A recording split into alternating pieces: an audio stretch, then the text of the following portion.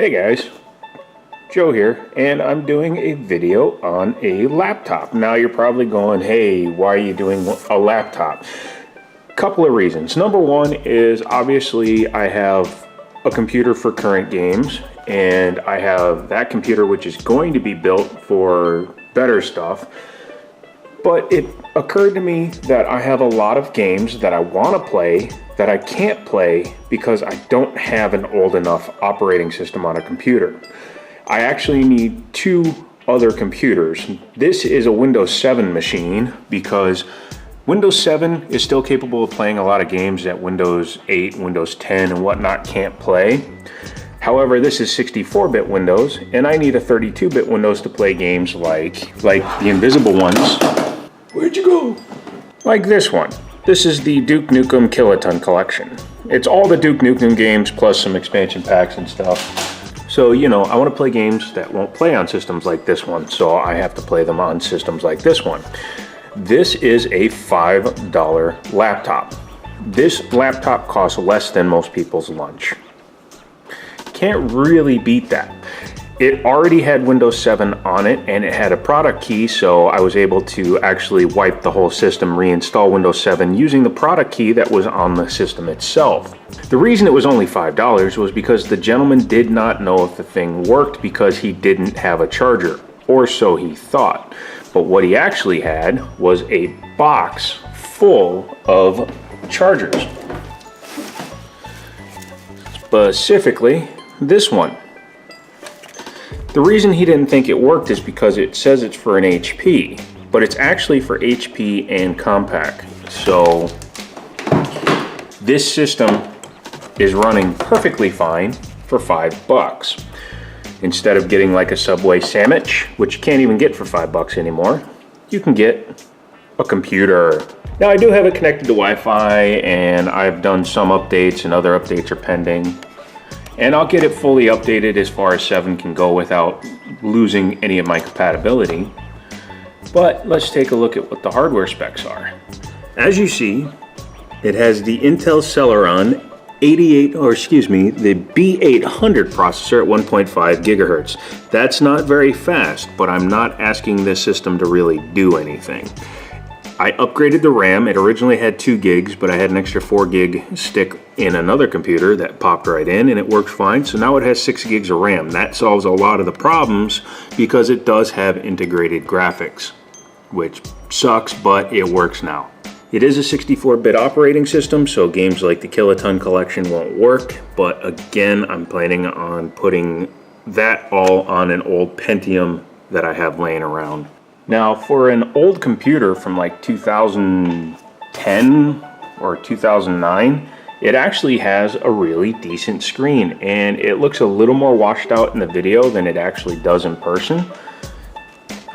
But I was actually pleasantly surprised. Now, it has a native of 1366 by 768, and that's where I'm leaving it, of course, and it works perfectly fine. The processor is more than enough for the old games that I like to play, and in general, it does everything that you'd want to. It does web browsing, although I have no reason to. It does YouTube, again, I have no reason to. And I have to do some installs of like Cinebench and a couple other things, but let's face it, it's an old-ass Celeron processor. It's not going to do well.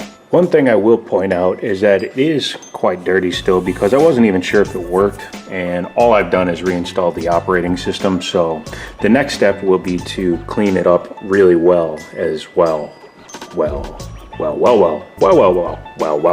After taking the time to clean it pretty well, as you can see, there's some scuffs that will never come out of it because the lid is damaged, but I got the big sticker off as well as the price sticker and kind of cleaned it. However, this is one of those materials where just touching it transfers oils. But as you can see, it actually cleaned up pretty well. This mouse pad at first I didn't like it, but it actually turns out it's okay. Has completely separated right and left clicky buttons, and then the keys are okay. This S popped off when I was cleaning it, but seemed to go back on.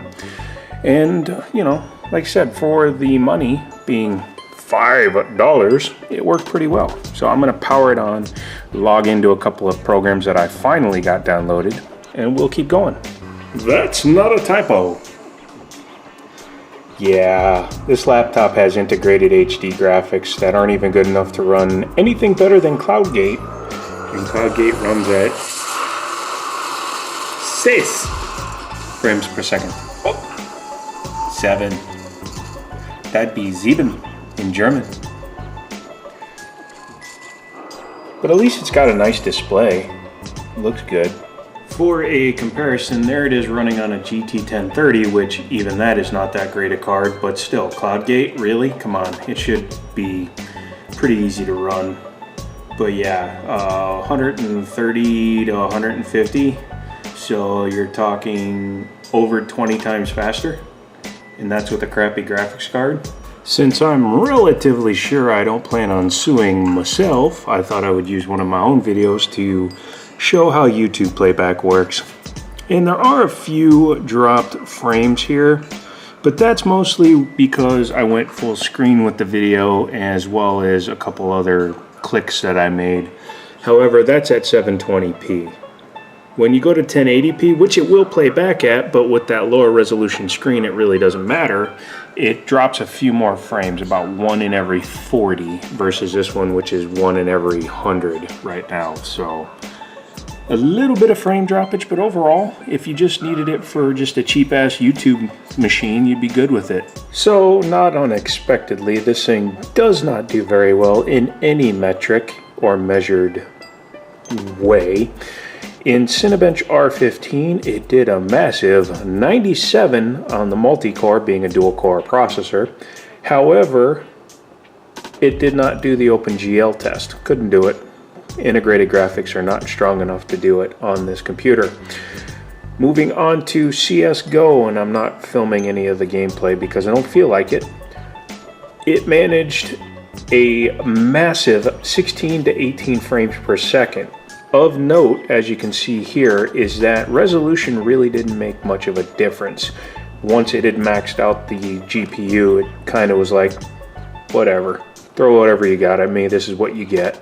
And it was running at an average of 16 to 18 frames per second with spikes up into the high 20s during loading screens. Now that was on the agency level, and I played it at every available resolution for this monitor. Next we have the 3D Mark score. Now, if you notice, there's a couple of programs that aren't being tested, Grand Theft Auto 5 and Superposition Benchmark. They won't run on this in its current state. So, 3D Mark CloudGate was the only 3D Mark benchmark I could get to run, and that returned an average of 6 frames per second, sometimes touching 7.